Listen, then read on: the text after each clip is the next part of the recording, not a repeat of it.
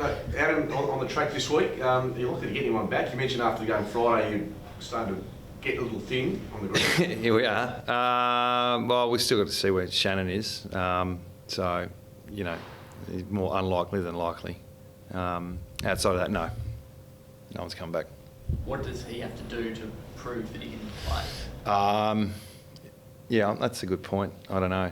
He's probably got to train, put his hand up. Medicos need to tick him off.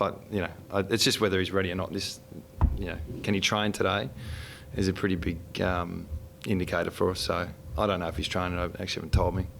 Haven't spoken to him. Is it a risk to even train 10 days or so after a Soleus are different. No, they're not. It's not like a hamstring. It's a little bit of a different muscle. But people can play with Soleuses. So, but yeah, we definitely won't take a risk if he's still sore. Do you make that decision today or tomorrow morning? Is it a pull-up sort of thing? Probably today.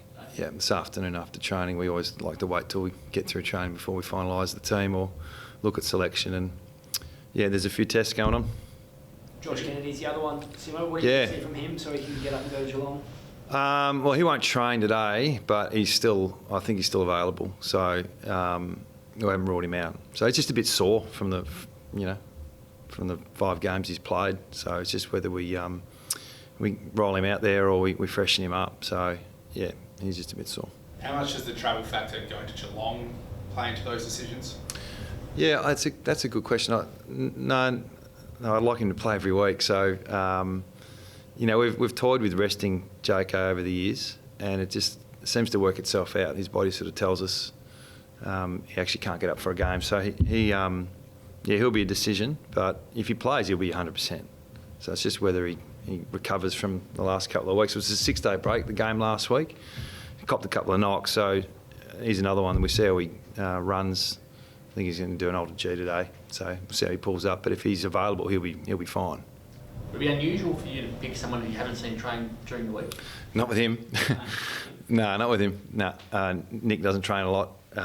We've got some players we manage. Yeah, we've been reasonably good over the journey to pick and choose the right way to go about getting him ready for the next game. So, yeah, there'll be 2 or 3 players who won't train today that will play.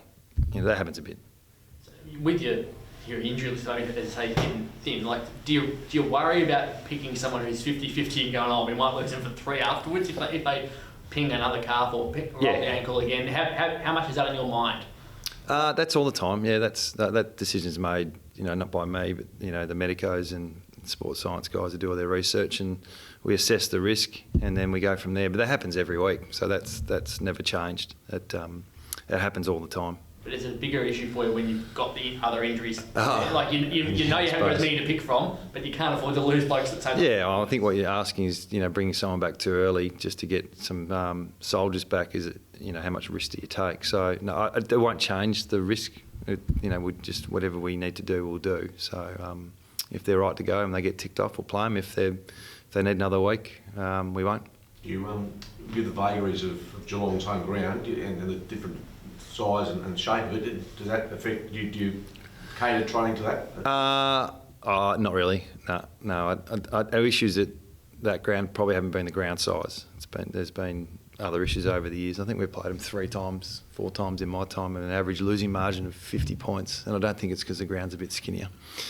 So what is it then? Well, they're hard to beat down there. It's one of the biggest challenges in footy. We're hard to beat here, so we've got to play our best for 4 quarters to be in with a shot. So that's been a challenge for us all year. I don't think we've actually had a 4-quarter effort where it's just been a solid, hit out. So we're searching for our best, but we're not alone. I think most clubs are the same.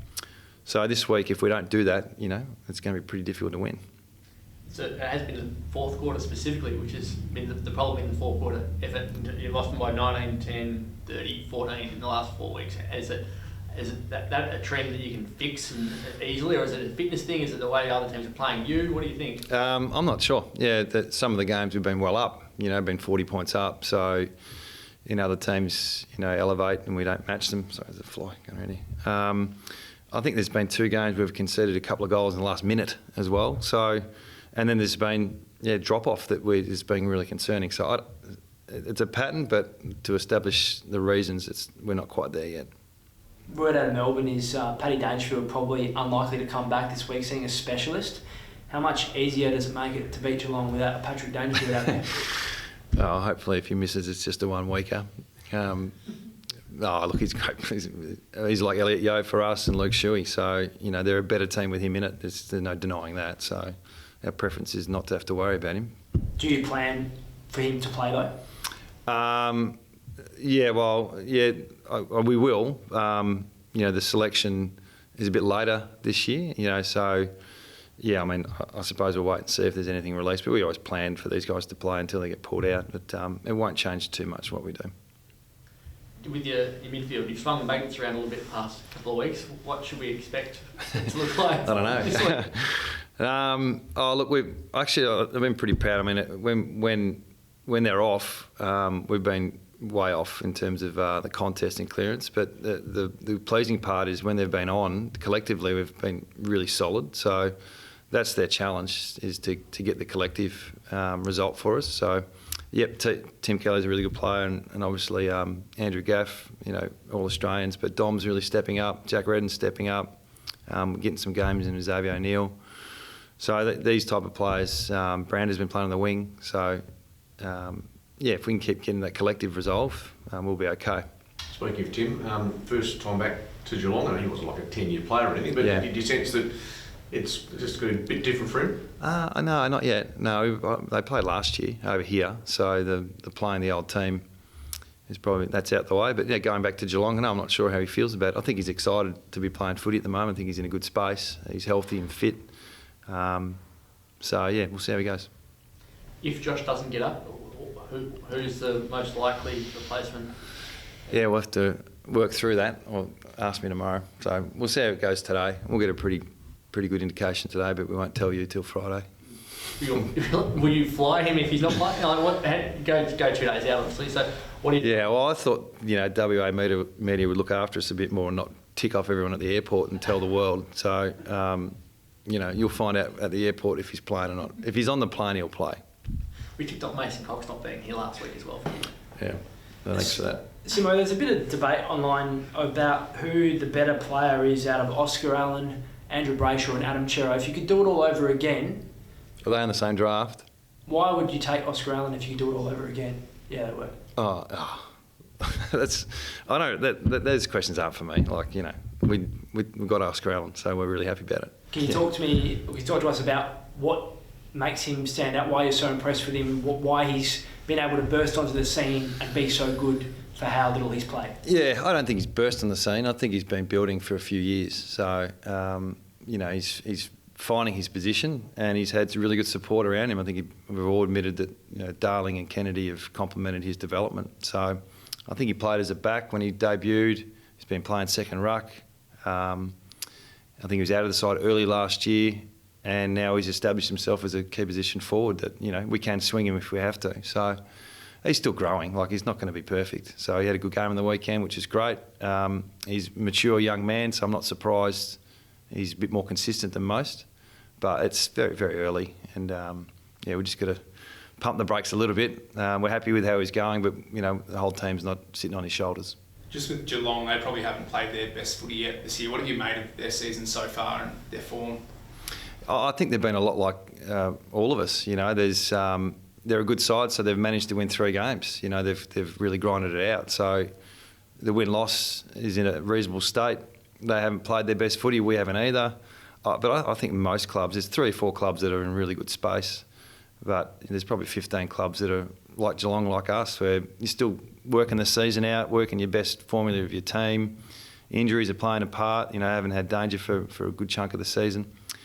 Cameron's probably back this week, so chemistry with the new players, Smith. So I don't think they'd be worrying too much about where they're at because they've had the 3 wins. Yeah, match up with Jeremy Cameron. Yep. He didn't have great success when he was at GWS against you. Is there a certain way you play him differently to other forwards? Yeah, that's a good question. I think when you're in a different system, you're a different player. So obviously talent's there, and we've had a couple of really good wins against the Giants with Cameron in the side, but that doesn't mean it's just going to transition into this game. So he's an A-grade talent, so he's capable of winning the game off his own boot. So we'll have our work cut out for us with him and Hawkins. in that forward lines, which is new to try and defend. Do you think that'll affect the intercept game you play down back with being able to roll off those guys? Yeah, well, I don't think the intercept game is something that we necessarily go in with a plan. It's just our players tend to do that well. So Geelong do it well as well, So, and most teams are developing defenders that, sometimes will back in reading the play over the forward. So, yeah, it's not like we have a plan to do it. It's just we've got players in our back half that do it well. Tom and Josh right to go to Melbourne or Geelong? Tom Cole, Josh Rotham? Yeah, I think so. They've got some tremendous scars on their heads, but they're no concussion, and I think they'll train mostly today. So I think from a concussion point of view, they're fine. It's just whether the healing's quick enough. I think most players play with stitches, so I think they'll be fine.